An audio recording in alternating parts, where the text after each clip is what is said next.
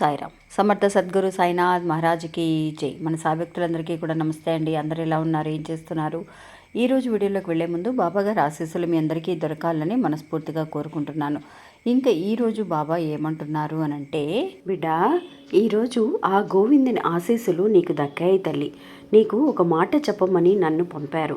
ఈ మాట అంటే ఆ స్వామివారు పంపించిన ఈ మాట అనేది నువ్వు వినాలి అనంటే నువ్వు కోటి జన్మల పుణ్యం చేసి ఉంటే మాత్రమే ఆయన చెప్పబోయే ఈ మాటని నా ద్వారా నువ్వు వినగలుగుతావు అని చెప్పి ఈరోజు ఒక మంచి సందేశాన్ని తీసుకొచ్చారండి బాబా.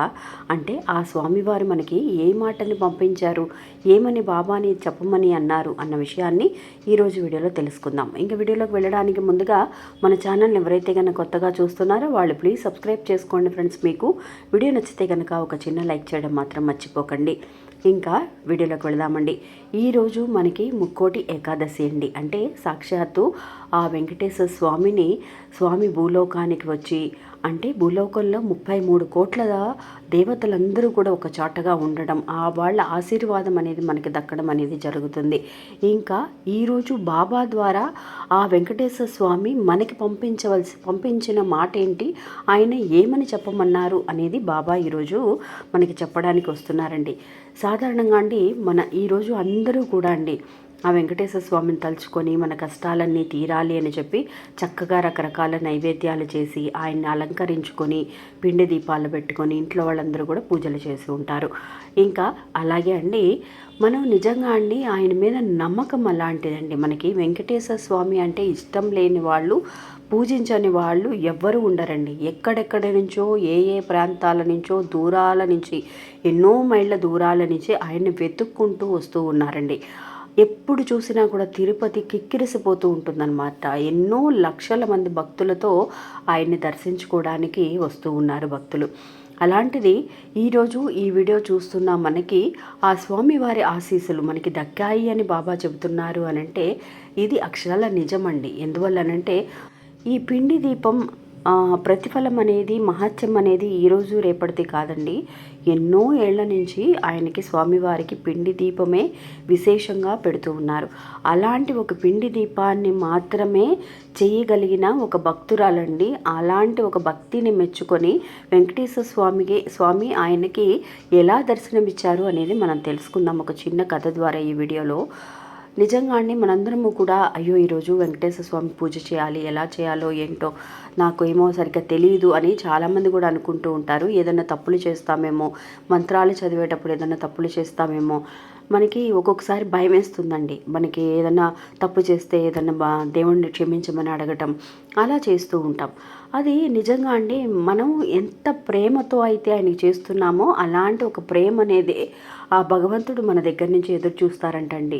ఎవరైనా సరే మనకి ఆ బాబా కానివ్వండి, వెంకటేశ్వర స్వామి కానివ్వండి, ఎప్పుడు కూడా బాబా చెబుతూ ఉంటారు భగవంతుని ఆశీస్సులండి. నిజంగా బాబా మనకి ఒక గురువుగా ఉండి ఈ మానవ జీవితాన్ని అనుభవించి, అంటే కష్టాలని నష్టాలని మానవ రూపంలో ఉండి భూలోకానికి వచ్చి ఆయన తెలుసుకున్నారు. కాబట్టి ఎలాంటి కష్టాన్నైనా సరే ఆయన మనకి ఎలా తప్పించాలి అన్న విషయాన్ని వివరంగా సాక్షాత్తు ఆ భగవంతుడికి, అంటే ఆ వెంకటేశ్వర స్వామికి వెళ్ళి చెప్పడానికి, ఆ మహాశివుడికి తెలియచేయడానికి ప్రయత్నిస్తూ ఉంటారండి. అలాంటిది ఈరోజు వెంకటేశ్వర స్వామిని ఎవరైతే పూజిస్తూ ఉన్నారో, ఎలాంటి కష్టాలతో ఉన్నారో అనేది బాబా ఆ వెంకటేశ్వర స్వామి దగ్గరికి వెళ్ళి చెప్పడం అనేది జరుగుతుందండి.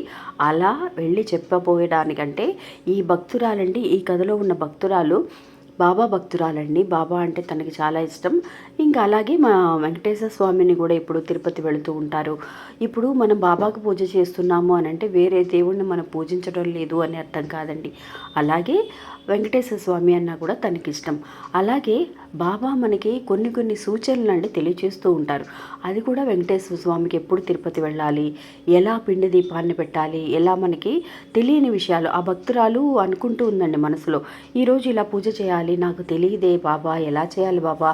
మనం బాబా అంటే ఒక ఫ్రెండ్గానో ఒక తండ్రిగానో మనం మనతో ఉన్న మనిషిగా మనం భావిస్తూ బాబా దగ్గర మనకి ఎక్కువ భయం అనేది ఉండదండి. ఆయనతో మామూలు సాధారణంగా మాట్లాడతాం. కానీ వెంకటేశ్వర స్వామి ఆ రూపాన్ని చూస్తేనే మనం భయపడతాం.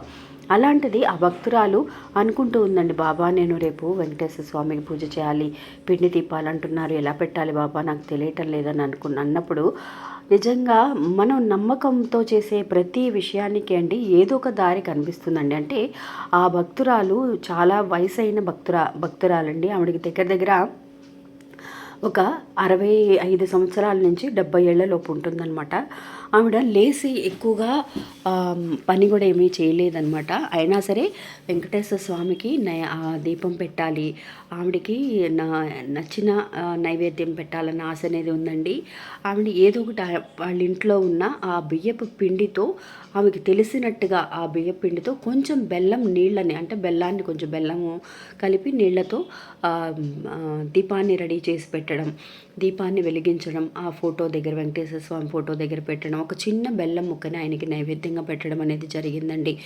ఇలా చెయ్యాలి అని చెప్పి బాబా తనకి కలలో కనిపించి తనకి చెప్పినట్టుగా నేనున్నాను నువ్వు చెయ్యి అని చెప్పి మనల్ని ముందుకు తోస్తూ ఉంటారండి.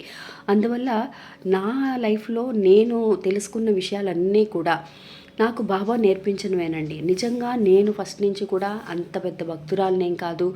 నాకు పెద్దగా ఆధ్యాత్మికంగా నేను తెలుసుకోవాల్సిన విషయాలు చాలా ఉన్నాయి అని చెప్పి నిరూపించి బాబా నన్ను ఈ దారిలో తీసుకువెళుతున్నారు అని అన్నప్పుడు, నాకు నా మూలంగా నేను ఇంకొక 10 మందికి తెలియచేస్తున్నాను అని అంటే అది చాలా ఒక పెద్ద పుణ్యంలాగా భావిస్తున్నానండి. అలాగే ఈరోజండి బాబా మీకు నా ద్వారా మీకు ఇలాంటి ఒక విషయాన్ని తెలియచేస్తున్నారు అని అంటే మీరు రేపు ఇంకొకళ్ళకి తెలియచేస్తారు కదా.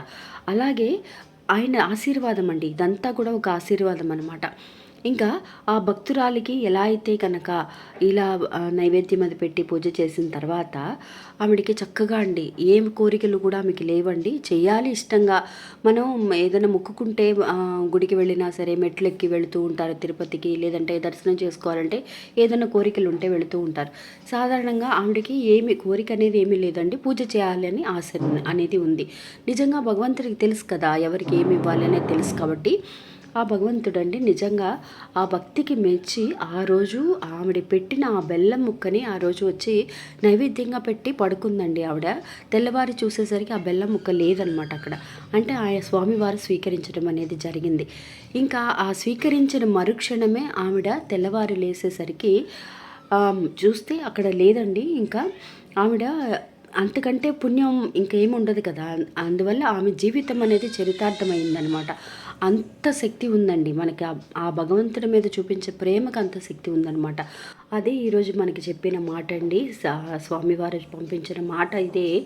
నువ్వు భక్తితో ఎలా చేసినా సరే నేను స్వీకరిస్తాను, నువ్వు నాకు ఏ నైవేద్యం పెట్టినా సరే, ఏ ప్రేమతో ఎలా పిలిచినా సరే నేను పలుకుతాను అని చెప్పి, నువ్వు భయపడాల్సిన అవసరం లేదు, దేనికి ఆందోళన పడాల్సిన అవసరం లేదు. నీ సాయి శక్తులా నీ వల్ల ఏదవుతుందో అది నాకు చెయ్యి, నన్ను నమ్మకంతో నమ్మితే చాలు అన్న మాటని బాబా ద్వారా ఈరోజు మనకు తెలియజేస్తున్నారండి. ఇంకా ఇది అండి ఈరోజు మన వీడియో. ఈ వీడియో కూడా మీ అందరికీ ఎంతో ఉపయోగపడుతుందని అనుకుంటున్నాను. నచ్చితే కనుక ఒక చిన్న లైక్ చేసి సపోర్ట్ చేయండి. నమస్తే సాయిరామ్.